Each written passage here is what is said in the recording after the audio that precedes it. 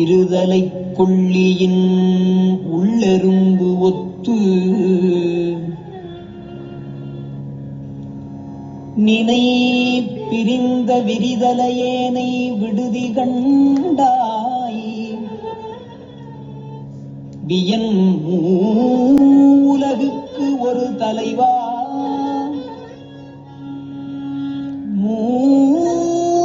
உலகுக்கு ஒரு தலைவா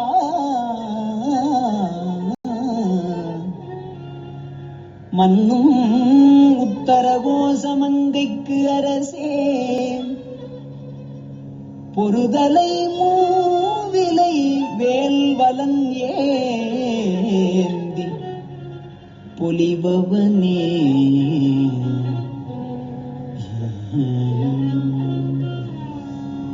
சிற்றம்பலம். அரம பார்வதி பதே அரர மகாதேவ.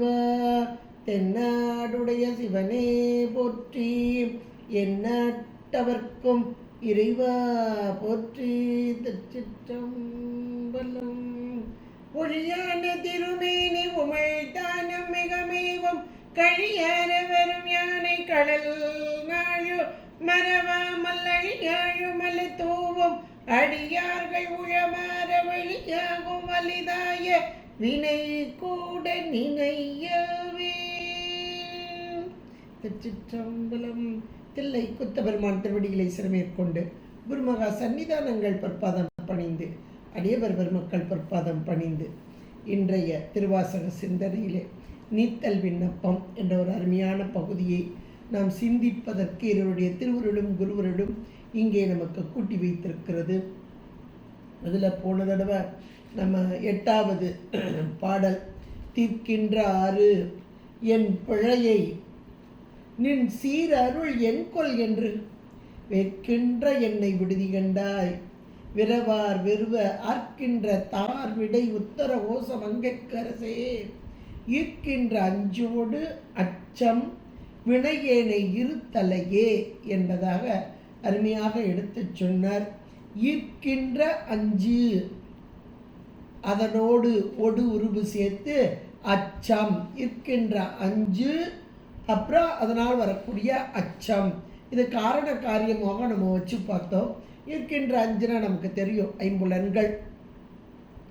ஐம்புலன்கள் மூலமாக உலகத்தை நாம் அனுபவித்து கொண்டிருக்கும் இந்த நிலை, இந்த ஐம்புலன் தான் நமக்கு உலக இன்ப துன்பம் அனுபவம் எல்லாத்தையுமே நமக்கு தரக்கூடியதாக இருக்கிறது. அதுக்காக தான் சாமி இதை கூட்டி வச்சிருக்கிறார். ஐம்புலன்களோடு பொறிப்புலன்களோடு அந்த கரணங்களோடு இந்த தத்துவ கூட்டங்களை எல்லாம் நமக்கு கூட்டி வைத்திருக்கிறார். எதற்காக? நம்முடைய வினை, அந்த வினை என்ற ஒன்றை அறிந்து அனுபவிப்பதற்கு. அதை போன பாட்டிலேயே நம்ம காரணமாக காரியமாக அருமையாக எடுத்து சொன்னார். வினை ஏனை இருக்கின்ற அஞ்சு அதோடு அச்சம், இதற்கு காரணம் வினை என்பதை பார்த்தோம். நாம் செய்த வினைகளுக்கு ஏற்றாற் போல இந்த பொறிப்புலன்கள் எங்கெங்கே போகணுமோ அங்கங்கே வச்சார். நம் நல்வினை செய்தோம்னா இப்போ நல்ல சத்சங்கத்தோடு இறை வழிபாட்டோடு இறைவனை வழிபடுதல் இப்படியெல்லாம் நம்ம இருப்போம். நம்முடைய வினைகள் தீவினைகளாக இருந்தால் இங்கே போக ஒட்டாமல் தடுத்தல். இதுவும் அதுக்காகத்தான் இந்த சரி முதல் பிறவியில் நம்ம செஞ்சது தெரியாது.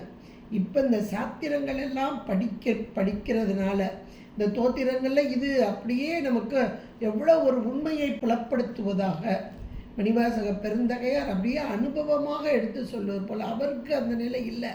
ஆனால் வரப்போகக்கூடிய நம் போன்றவர்கள் எத்தனை நூற்றாண்டுக்கு முந்தி பாடப்பட்ட ஒரு பதிகமாக இருக்குது.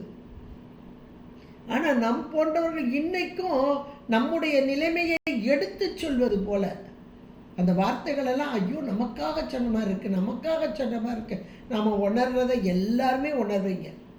ஒவ்வொரு நாளும் நம்ம அந்த வார்த்தைகளை படிக்கும்போது ஐயோ நமக்கே இன்னைக்கு பேசின மாதிரி இருக்கே அப்படின்னு நம்ம நினைப்போம்.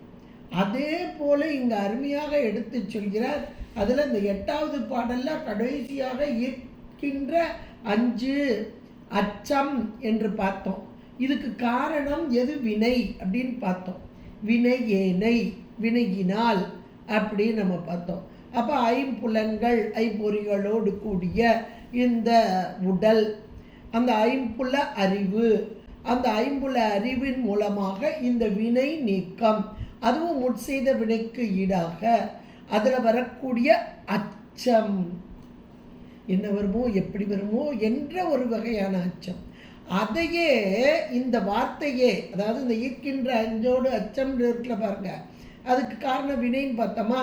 இந்த கடைசி வரியவே இதை சாதாரண இப்படி சொன்னால் புரியாது அப்படின்னு ஒரு ஓமை மூலமாக நமக்கு விளக்குவதற்கு அடுத்த பாடலை அப்படில ஒரு ஓமையை கொண்டு வர்றார். எளிதாக புரிகிற மாதிரி ஒரு ஓமை. இருதலை கொள்ளியினுள், இருதலை கொள்ளியில் உள் எறும்பு, இருதலை கொள்ளியின் உள் எறும்பு ஒத்து நினை பிரிந்த விரிதலையேனை விடுதி கண்டாய் வியன் மூ உலகுக்கு ஒரு தலைவா மண்ணும் முத்தர கோசம் அங்கைக்கு அரசே பொறுதலை மூவிலை வேல்வலன் ஏந்தி பொலிபவனே. அருமையான பாடல். இப்போ அந்த கடைசி வரியை நீங்கள் முன்னாடி இப்போ எடுத்தீங்கன்னா அதனுக்கு ஒரு ஓமை சொல்லி நமக்கு வளர்க்கிறார். ஒரு பக்கம் இந்த ஐம்பொறிகள் மூலமாக இங்கே உலகத்தை நாடி செல்வது, அதை இருக்கின்ற 5.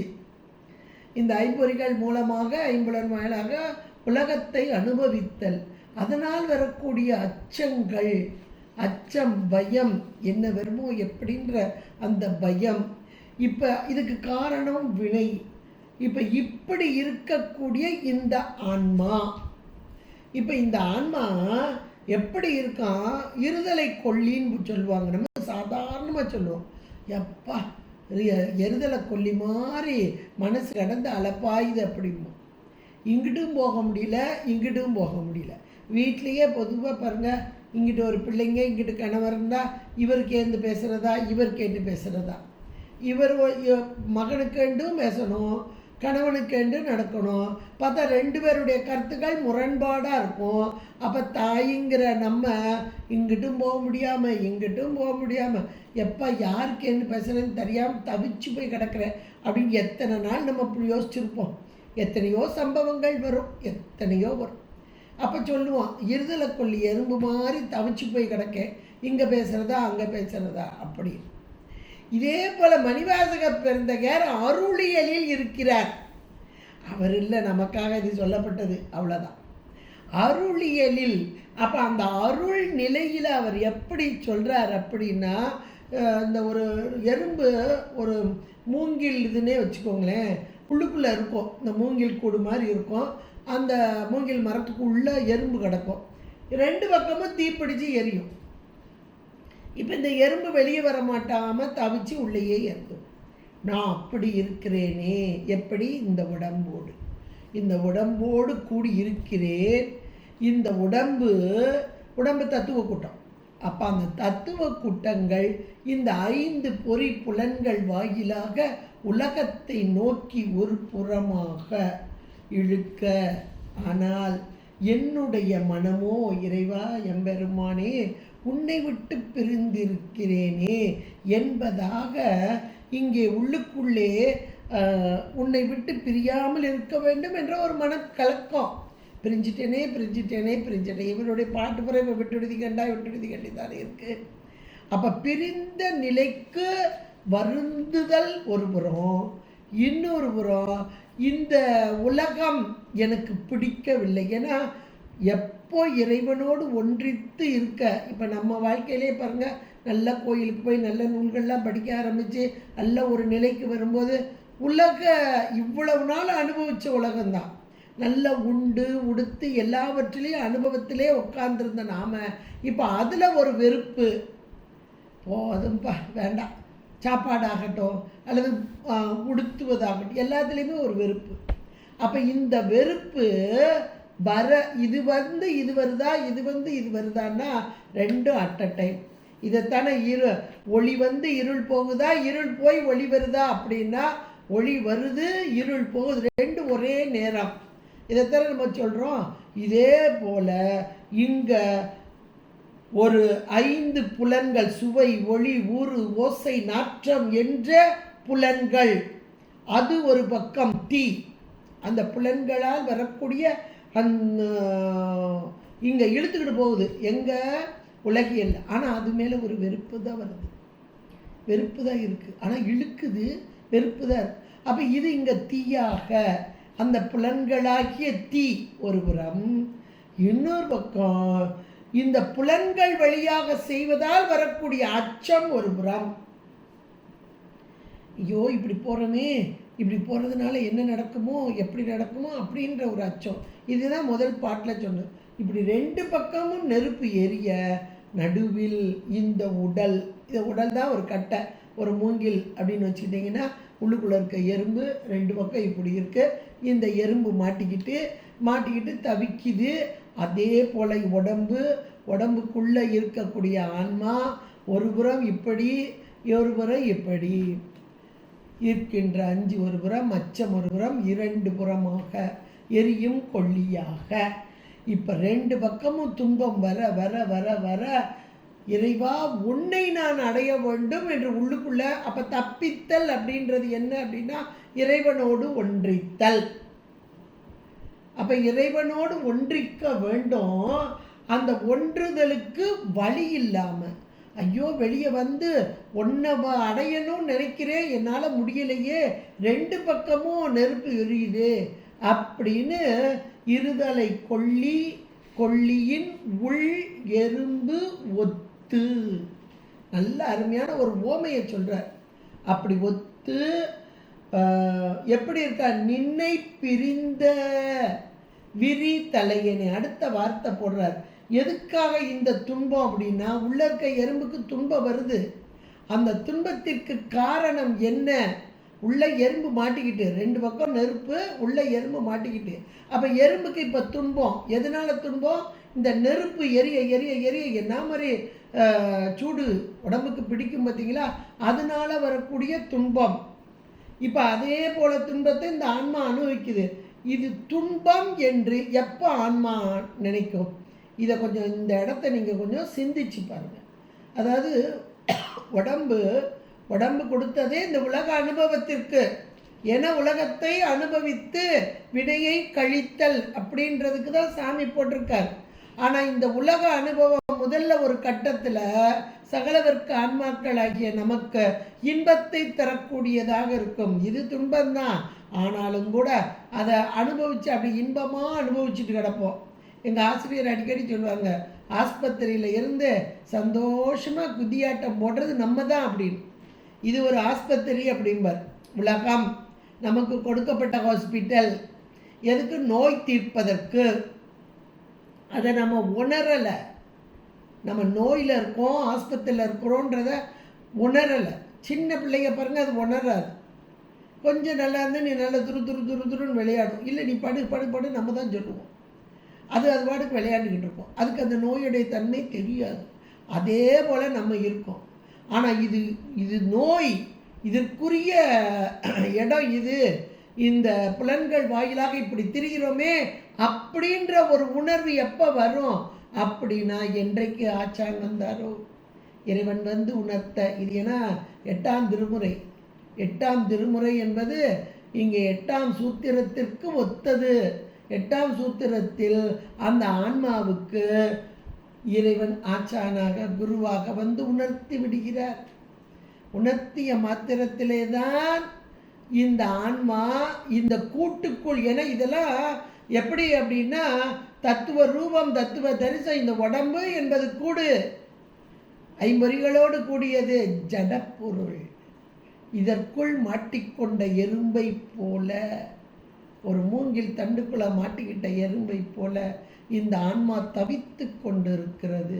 இந்த பொறி புலன்களெல்லாம் உலகத்தை நோக்கி இழுத்து கொண்டிருக்கிறது. அதனால் வரக்கூடிய அச்சமாக இரண்டும் சேர்ந்து தகித்து கொண்டிருக்க, இறைவா உன்னை விட்டு, அதான் நினைப்பிரிந்த, உன்னை பிரிந்திருக்கிறேனேன்ற உணர்வு எப்போ வரும் அப்படின்னா, இந்த ஆன்மாவுக்கு இந்த உடல் சார்பு தனக்குரியது அல்ல, தத்துவ கூட்டங்கள் அப்படின்னு உணர்றது. பேட்டாஞ்சூத்திரத்திலே சிவரூபத்தில் ஆன்ம தரிசனமும் தத்துவ சுத்தியுமாக வரும். இதை இந்த வார்த்தை முழுக்க அப்படியே நம்ம வச்சு எடுத்து பார்த்தீங்கன்னா ஈஸியாக புரியும். நினைப்பிரிந்த என்ற மாத்திரத்தில் இறைவனோடு இதுகாரும் இருந்து அனுபவித்த இந்த ஆன்மா இப்போது இந்த பொறிபுலன்கள் வாயிலாக இந்த இறைவனை விட்டு பிரிய நேர்கிறதே என்ற உணர்வு இந்த ஆன்மாவுக்கு வர, அதனால் அச்சமும் அதனால் துன்பமும் வந்த இந்த ஒரு எறும்பின் நிலையை ஒத்த அந்த நிலை, இந்த நினை பிரிந்தன்றதுக்கு ஒரு காரணமாக வச்சுக்கிட்டீங்கன்னா, காரியமாக வச்சுக்கிட்டேன்னா இறைவனை விட்டு பிரிதல். அவன் இறைவன் என்னைக்கு உள்ளதான் இருக்கார், ஆனால் கொஞ்சம் இறை நினைவிலிருந்து மறந்து போய் இருப்போம் பார்க்க. இது நம்ம சாதாரண உலகில் எடுத்துக்கிடும். ஒரு வாரமாக கோயிலுக்கே போலங்க, என்ன நேரமோ தெரியல, கோயிலுக்கு போகலன்னா ஒரே மனசே சரியில்லை எனக்கு அப்படின்னு நம்ம எத்தனை நாள் சொல்லியிருக்கோம். எல்லாருக்கும் இது அனுபவம் இருக்கும். தவறாமல் வியாழக்கிழமைனா கோயிலுக்கு போயிடுவேன். இந்த வாரம் 2 வாரமாக போகவே முடியல, ஒரு வாரம் தட்டி போச்சுன்னா அடுத்தடுத்த வாரம் தட்டி போங்க அப்படின்னு நம்ம சொல்லியிருக்கோம் இல்லையா?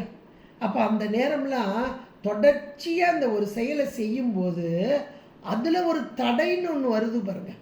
அந்த தடை வந்த மாத்திரத்திலே மனதிற்குள் எவ்வளவு வேதனை வருது. இப்போ இந்த இடத்துல நினை பிரிந்த, அப்போ இறைவனை விட்டு பிரிந்ததற்கு இது காரியமாக அதுக்கு காரணம் என்னன்னு அடுத்த வரையில் கொடுக்குறார்.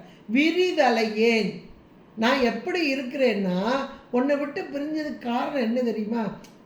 வாரம் தவறாமல் போயிடுவேன் கோயிலுக்கு, இல்லை தினசரி சாயரட்சிக்கு போயிடுவேன், இல்லை தினசரி அத்தை சாமத்துக்கு போயிடுவேன். இந்த 2-3 நாளாக இங்கே ஒரு வேலை பாருங்கள், இதை விட்டுட்டு போக முடியல, வீட்டு வேலையை விட்டுட்டு போக முடியல, வீட்டில் வேலை இதுலேயே உட்காந்து அப்படின்னு நம்ம சொல்கிறோம்ல.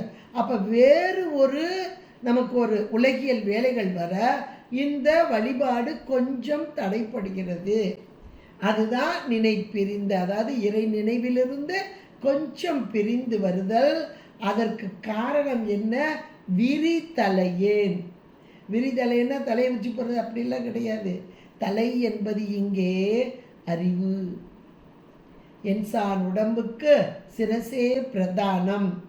இறைவன் எம்பெருமான் ஞானமே வடிவான பரம்பொருள், அந்த திருவடியே பிரதானம். அதனால தான் இந்த தலை, அந்த தாள் கூட்டல் தலை தாடலை ஒன்றாக வேண்டும். இவருடைய தாள் பெரு ஞானம், இந்த தலை சிறிய ஞானம். அந்த பெரிய ஒளிக்குள் இந்த சின்ன ஒளி அடங்க வேண்டும். அதுதான் தாடலை என்று சொல்வார்கள். அதுபோல இங்கே தலை என்பது உயிர்களாகிய நம்முடைய அறிவு, சிற்றறிவு. இந்த சிற்றறிவு எப்படி இருக்கா? விரிச்சு போட்டுட்டு கிடக்கிற தலை மாதிரி இங்கேயும் அங்கேயும் அதை படிச்சிடும் இது செய்யணும், இதை செய்யணும், காலையில் இது செய்யணும். காலையில் எந்திரிக்கும் போதே ஒரு பட்டியல் ஓடும் மனசுக்குள்ள, பரபரப்பு. அதை செய்யணும், இன்னைக்கு அத்தனை மணிக்கு அங்கே போகணும், இத்தனை மணிக்கு இங்கே போகணும், இதை செஞ்சிடணும், சரி எப்படியாவது இது முடிச்சிடணும். பரபரக்க வேண்டாம், பலகாலம் சொன்னேன், வர வர கண்டு ஆராய் மனமே. எவ்வளோ ஒரு அருமையான வார்த்தைகள். இதெல்லாம் நமக்கு தான். நாம் இன்னைக்கு இதை செய்கிறோம் அதை செய்கிறோன்னு பட்டியல் போடுவோம், சாமி வேற என்னத்தையோ வச்சிருவாருங்க. அப்போ மனசு கடந்து எப்படி அடைக்கும், அப்படியே அலைஞ்சு கிடக்கும் பாருங்க. இந்த வார்த்தை அதுக்கு தான். அந்த விரிதலையேன் அப்படின்றது, இந்த தலை என்பது அறிவு, உயிருடைய அறிவு, சிற்றறிவு. இது தானாக எதையும் செய்ய முடியாது, இறைவன் விதிச்சு வச்சிருக்காரு. அதில் தான் நடக்க. சாமி இன்னைக்கு எனக்கு வச்சிருக்காரு, சாமியோடைய திருவருள் கூட்டி வைக்கணும் அப்படின்னு நம்ம சொல்கிறத விட்டு நான் இதை செய்வேன் அப்படின்னு சொன்னால் அது என்னது? அதுதான் பரபரப்பு. பப்பர வீட்டிருந்து உணரும் நின் அடியார் அடியாருடைய இலக்கணங்க இதுக்கு. பப்பர வீட்டிருந்து, அவங்களுக்கு பரபரப்பே கிடையாது. எவ்வளோ அருமையான வார்த்தையை மணிவாசக பிறந்து கொடுத்துருக்காரு பாருங்க. அப்போ அந்த பப்பரை தான், இந்த பரபரப்பு தான் விரிதலையேன். உயிருடைய அறிவு, அந்த அறிவானது இங்கும் அங்குமாக அலைக்கழிதல், அதாவது நாமே எல்லாம் செய்துவிடலாம் என்ற ஒரு, இந்த இடத்துல முனைப்பு தான், தன்முனைப்பு தான். இந்த தன்முனைப்பினால் நாம் எதையாவது செய்ய முடியுமானா எதுவும் செய்ய முடியாது. எல்லாம் இறைவனுடைய திருவருள் நம்மை நடத்த வேண்டும் என்ற உணர்வு வர வர வர மனம் அமைதி அடையும். இந்த மன அமைதி வருதல் அப்படின்றது சாதாரணமானது இல்லை, எல்லாருக்கும் வருமானா கிடையாது. ரொம்ப அதை ஒரு பக்குவப்பட்ட ஆன்மாக்களுக்குத்தான் இந்த பரபரப்பு இல்லாத ஒரு நிலை வரும். இன்னும் சொல்ல போனால், எது வந்த போதும் இன்பமோ துன்பமோ இது விதிக்கப்பட்டது, இறைவனால் விதிக்கப்பட்டது, உயிர்களாகிய நமக்கு விதிக்கப்பட்டது. எனக்கு இறைவன் விதிச்சது இந்த காரியம். அப்போ என்ன ஒரு காரியம் எனக்கு நடந்தாலும் அதை அப்படியே ஏற்றுக்கொள்ளுதல், கொஞ்சம் கூட விருப்பு வெறுப்பு இல்லாமல் ஏற்றுக்கொள்ளுதல், இது தான் பப்பர விட்டிருந்து உணரும் நின்னடியார் பந்தனை வந்தறுத்தார். இந்த வார்த்தை, இந்த விரிதலை ஏன் அப்படின்னு அவரை சொல்லியிருக்காரு, அவருக்கு இல்லை, நமக்கு. நாம் இன்னைக்கு எப்படி இருக்கோம்? பரபரப்போடு கூடியவர்களா நாம் செய்து விடலாம் என்பதா.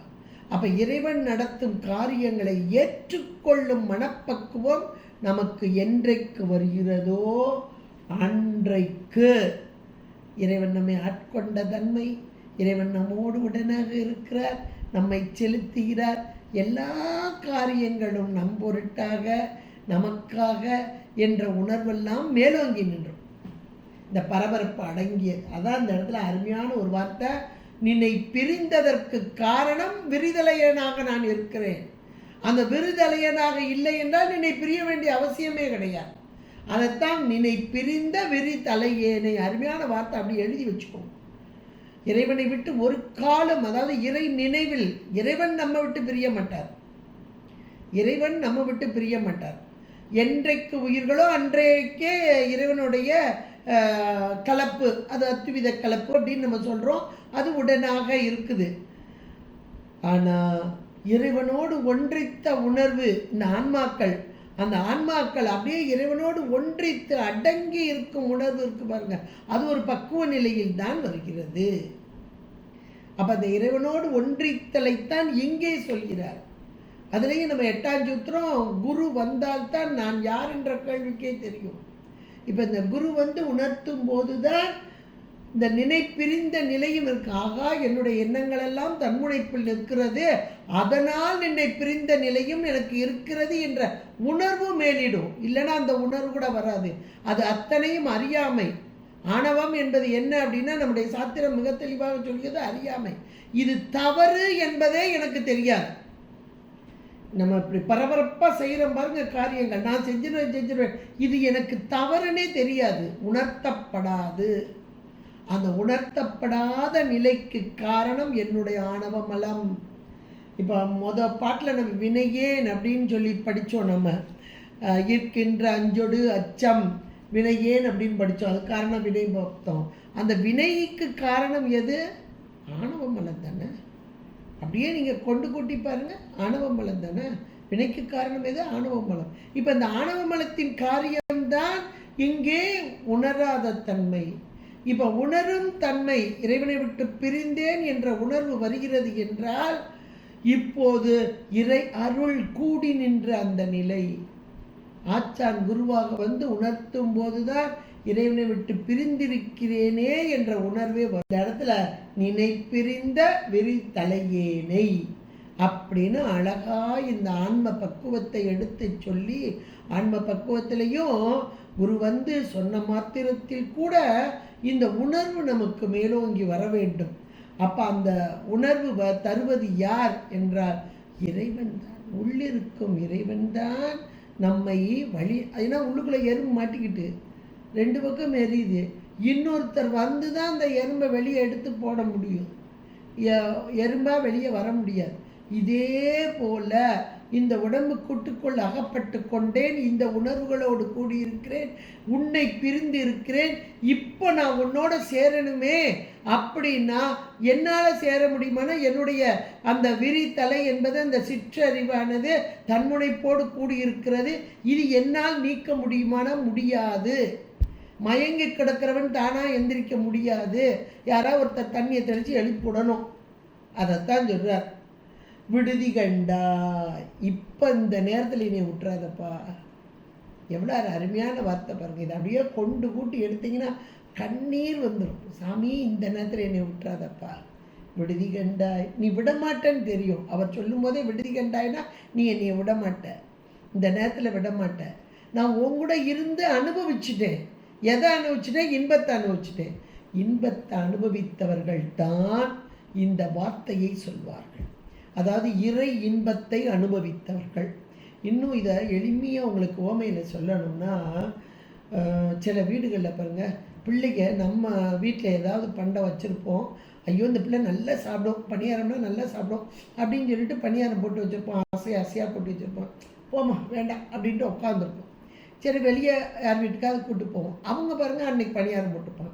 இது கேட்டு கேட்டு வாங்கி சாப்பிடும். கோபமாக வரும் நமக்கு. நான் வீட்டில் இந்த பிள்ளைக்கு பிடிக்குன்னு போட்டு வைக்கிறேன், என்கிட்ட சாப்பிடாம அங்கே போய் இருந்துக்கிட்டு எனக்கு வேணும் வேணும் கொடு எனக்கு ரொம்ப பிடிக்கும்னு சொல்லி சாப்பிடுது. எவ்வளோ கோபமாக வரும் பாருங்களேன். இது சாதாரணமாக நம்ம பிள்ளைகிட்ட, சின்ன பிள்ளைகிட்ட ரொம்ப நடக்கும். சின்ன பிள்ளைகிட்ட ரொம்ப நடக்கும். அப்போ எனக்கெல்லாம் கூட முதல்ல அது பொருள் தெரியலை. என்னடா அது, இந்த நம்ம வீட்டில் இவ்வளவு கிடக்குது, சாப்பிடாம அங்கே போய் இப்படி வாங்கி வேற சாப்பிடுதே, வெக்கமாக இருக்குது. அப்போ என்ன நினைப்பாங்க, நம்ம கொடுக்கலன்னு நினைப்பாங்க அப்படின்லாம் கூட நினைப்பேன்.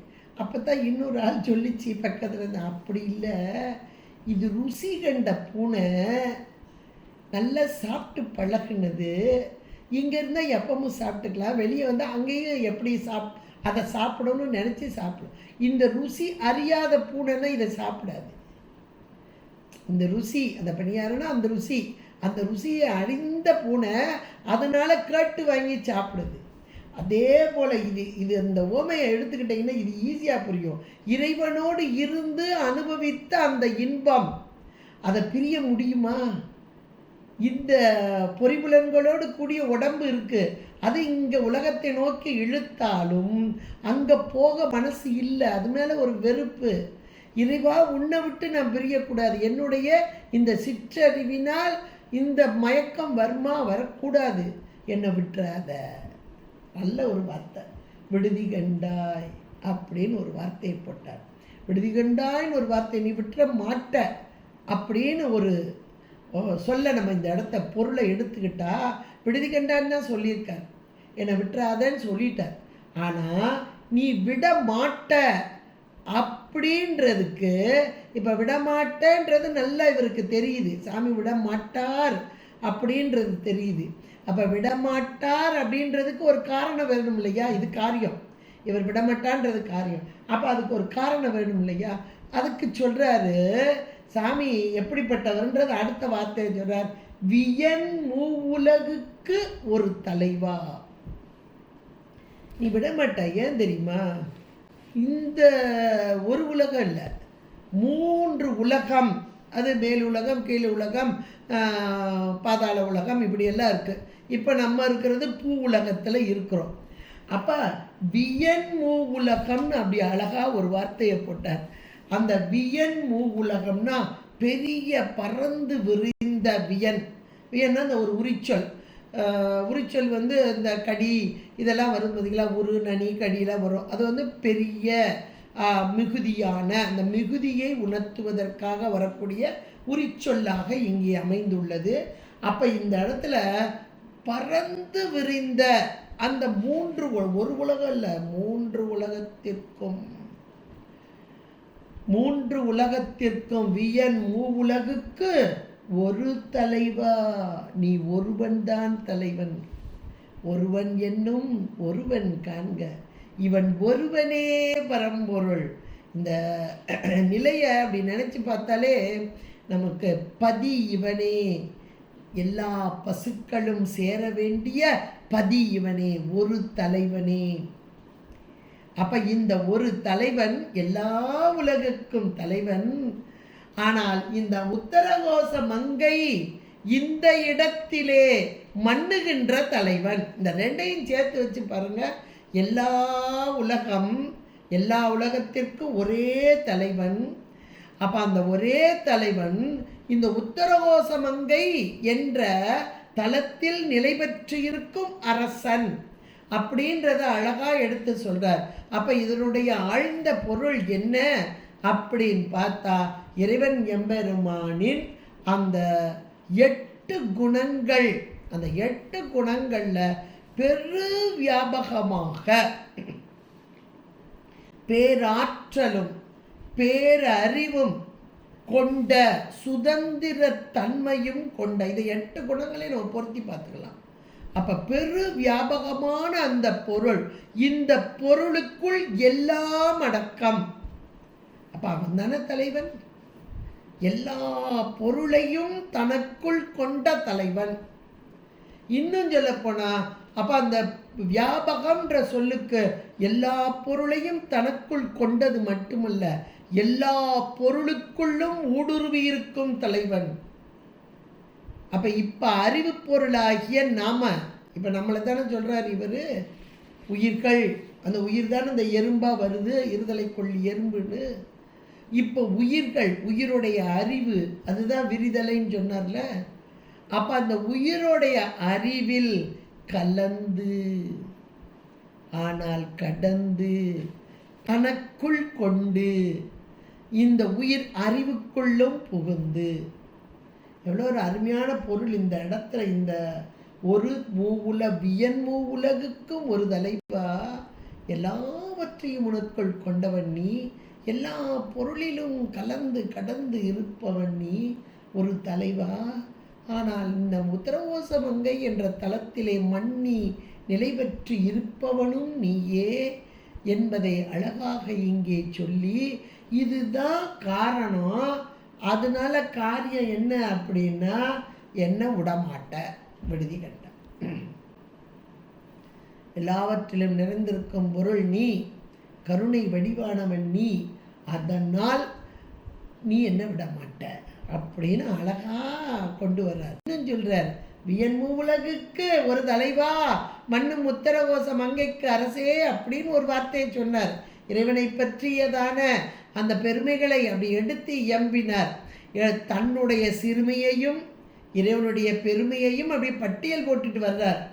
அதுல என்னை விடுதி கண்டாய் அந்த ஒரு இடத்துல சொன்னார் பாருங்க, நீ விட மாட்டாய் அப்படின்றதுக்கு இப்ப காரணத்தை சொல்லிட்டு வர்றார். அதுலதான் இது முதல் காரணம். நீ என் மூவுலகுக்கு ஒரு தலைவா ஒரு காரணம், நீ உத்தரகோச மங்கைக்கு அரசன் இது ஒரு காரணம். அடுத்து இன்னொரு காரணம் சொல்றார் பாருங்க, பொறுத்தலை மூவிலை வேல்வலன் ஏந்தி பொலிபவன். அருமையான ஒன்று வார்த்தை. பொறுத்தலை மூவிலை, மூவிலை அப்படின்னா சூலாயுதம், 3 வடிவாக. சூலாயுதம் பார்த்தோன்னா 3 தான் இருக்கும். அந்த கையில் சூலாயுதத்தை ஏந்திய இறைவன் எம்பெருமான். இந்த சூலாயுதம் என்பது என்ன அப்படின்னா, சூலாயுதம் ஏந்திய இறைவனை நீங்கள் பார்த்துருப்பீங்க. 3 பிரியாக இருக்கும், நல்ல கூர்மையாக இருக்கும். அதன் நடுவில் இருக்கிற பகுதி நல்ல பெருசாக நல்ல கூர்மையாக நீளமாக இருக்கும். அப்படிப்பட்ட அந்த ஆயுதம் அப்படின்றது. அப்போ சுவாமி கையில் ஆயுதம் ஏந்துறாரே, இவர் கருணை கருணைங்கிறாங்களே, இந்த கருணையின் வடிவானவர் கையில் ஆயுதத்தை ஏந்துவாரா அப்படின்னா, கருணையினால் தான் ஏந்துகிறார். அவர் உயிர்கள் மீது கொண்ட கருணையினால் தான் இந்த ஆயுதங்களை, அப்ப இந்த ஆயுதங்களும் கருணையே. இன்னும் சொல்லப்போனா ஞானமே வடிவான பரம்பொருள். இவருக்கு எதுக்கு இந்த ஆயுதங்கள் என்றால், இவர் ஞானமே வடிவான பரம்பொருள். இவர் கையில் இருக்கும் ஆயுதமும் ஞானமே. இது நம்ம உண்மை விளக்கம் படிக்கும்போது அழகா அதில் சொல்லப்பட்டிருக்கு. அங்கம் பிரத்யங்கம் சாங்கம் அப்படின்னு நீங்கள் படிங்க, எடுத்து பாருங்க. அதில் அங்கமாக பிரத்யங்கமாக இதெல்லாம் இருக்கு. அப்போ இறைவன் கையில் இருக்கும் ஆயுதமும் ஞானமே.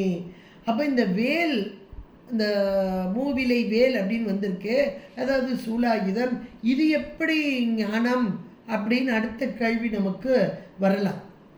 அப்போ இந்த மூவிலை வேல் எதை செய்கிறது, எதை செய்தது, எதை செய்ததுன்னு பார்த்துட்டா இதுக்கு நமக்கு பொருள் புரிஞ்சும். மூவிலை வேல், ஆமாம் சரிதான் சொன்னது அப்படின்னு நமக்கு புரிஞ்சும். இப்போ திருக்கோவலூர் அந்த இடத்துல அட்டவிருட்டான தலங்கள் நம்ம கேள்விப்பட்டோம். இப்போ இந்த அட்டவிருட்டான தலங்களில் திருக்கோவலூர் ஒன்று. இங்கே அந்தகாசுரன் என்ற ஒரு அசுரன், இந்த அசுரனை அழிப்பதற்கு கையில் சூலாயுதம் கொண்ட அந்த பைரவ கோலம் அங்கே பார்த்தீங்கன்னா தெரியும். அங்கே பைரவ கோலத்தில் கையில் சூலாயுதத்தோடு, அந்த சூலாயுதத்தில் அந்தகாசுரனை அழுத்தி அதை அப்படி மேலே குத்தி தூக்குன மணிக்கு இருக்கும். அதில் பெரிய ஸ்டாச்சுவாக இருக்குது, அதை பார்க்கலாம் நீங்கள். அப்போ அந்தகாசுரன் என்றால் யார்? அசுரன், அந்தகன் கூட்டல் அசுரன், அந்தகாசுரன். அந்தகன்னா என்னது? குருடு. அந்தகன்னா குருடு தானே, அஞ்ஞான குருடு. அப்போ அந்த அஞ்ஞான குருட்டை நீக்குதல் அது எதுக்கு உரியது? இந்த 3 இலை கொண்ட சூலம். அப்போ சூலாயுதம் என்பது ஞானம், அஞ்ஞானம் என்பது இருள் என்றால் ஞானம் என்பது ஒளி. ஒரு ஒளி வந்தால் அந்த இருள் நீங்கும். அப்போ அந்தகன் என்ற குருட்டை நீக்குவதற்கு, இருளை நீக்குவதற்கு வந்த இந்த சூலாயுதம், அவ்வளோதான். இப்போ புரிஞ்சிருக்குன்னு நினைக்கிறேன். இதே மாதிரி நீங்கள் தக்கன் வேள்வி செய்த போது அங்கே தக்கருடைய வேள்வியை அழிக்கும் வண்ணமாக இறைவன் எம்பெருமான் வீரபத்திரரை இங்கே அனுப்புகிறார். வீரபத்திர கோலம் கொண்டு வந்து இங்கே தக்கனுடைய வேள்விகளை எல்லாம் அளிக்கிறார். கையில் அந்த சூலாயுதம் கொண்டு அத்தனை வரையும் துவம்சம் என்றார். இதெல்லாம் பார்க்கும்போது அது அஞ்ஞானம், அவனுடைய அஞ்ஞானம் இங்கே நீக்கப்பட்டது. அந்த மூவிலை வேல் என்பது உயிர்களாகிய நம்மிடம் இருக்கும் ஆணவ மலத்தை நீக்கும் வண்ணமாக, இது பொருந்திய மாத்திரத்தில், இந்த சூலாயுதம் பொருந்திய மாத்திரத்தில் இருள் ஆணவ மலம் நீங்குதல், அறியாமை நீங்குதல், அவ்வளோதான். அழுக்கடையாமல் ஆண்டு கொண்டு அருள்பவன் கழுக்கடை தன்னை கை கொண்டு அருளியும். கழுக்கடை தன்னை கை கொண்டு அருளியும் அல்ல வார்த்தை கீர்த்திகளில் வருது பாருங்க.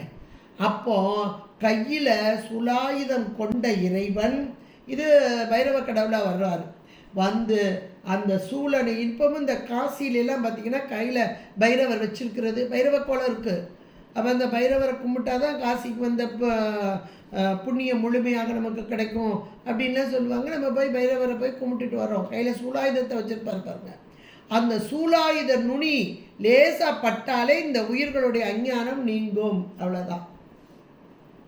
தீவினைகள் எல்லாம் நீங்கி, வினைகள் எல்லாம் நீங்கி, அது அஞ்ஞானத்தை நீக்கி. இது நமக்கு எல்லா இடத்துலையுமே சொல்லப்படுது, எல்லா இடத்துலையும். இது மாதிரி புராணங்கள்லாம் நீங்கள் எடுத்து பார்த்தீங்கன்னா இந்த வார்த்தைக்கு, அதாவது பொறுத்தலை மூவிலை 3 நுனியோடு கூடிய, அது நடுவில் இருக்கிறது நல்ல பெரியதாக இருக்கும், அதான் மூவிலை வேல் வலன் ஏந்தி. வேல் அந்த வலன் ஏந்தி வலக்கரத்தில் தாங்கி, இந்த வலக்கரத்தில் தாங்குது அப்படின்றாலே வெற்றி, வலன் ஏந்தி வெற்றியாக. ஏன்னா இது எங்கே போனாலும் இந்த மூவிலை சூலாயுதம் என்று சொல்லக்கூடிய இந்த சூலாயுதம் எங்கு சென்றாலும் வெற்றியே பெறும் அப்படின்றத இந்த இடத்துல பொருத்தி, இந்த இடத்துல எது தோல்வி அடைய வேண்டும், எது வெற்றி பெற வேண்டும் என்றால்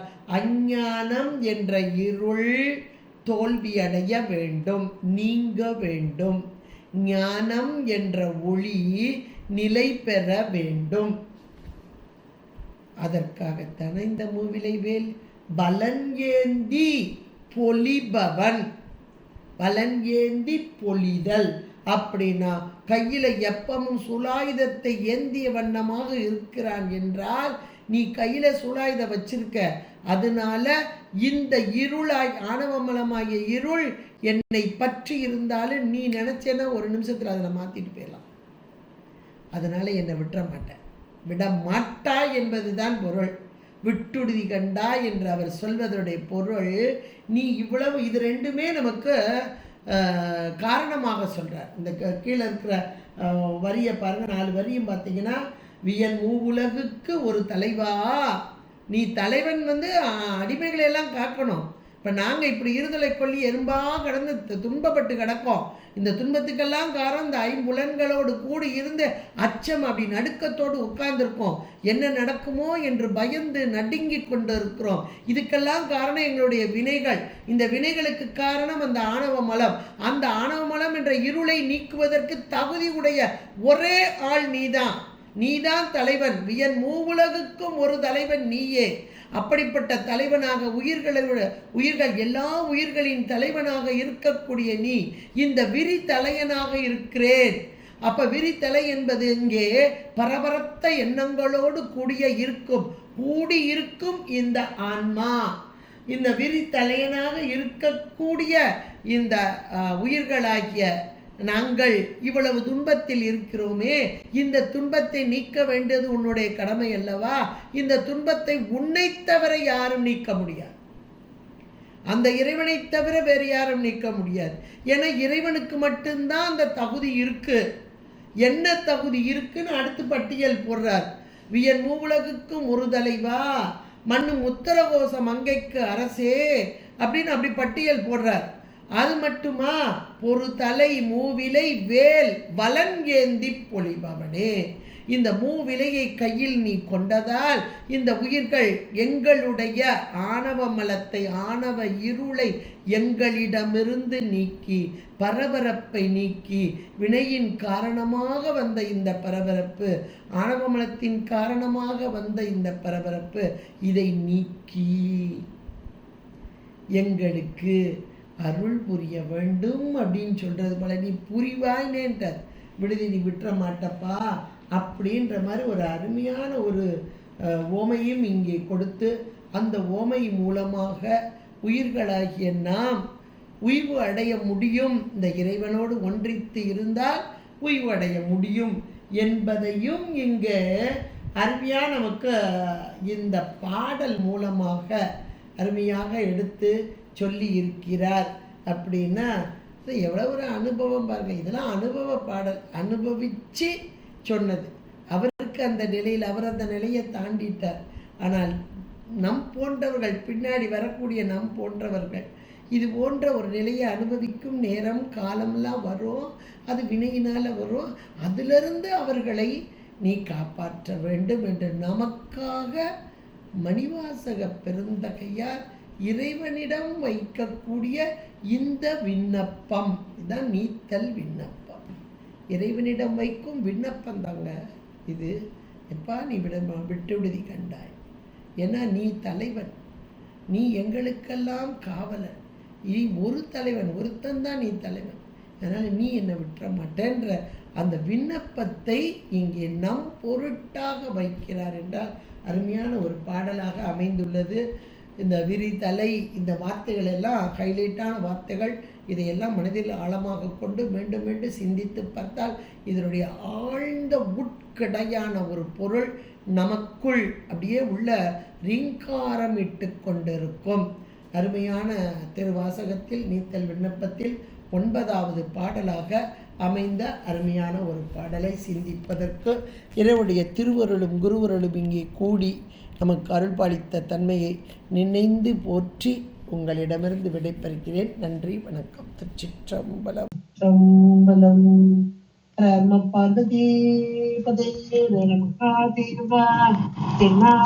சிவனே போற்றி, எல்லா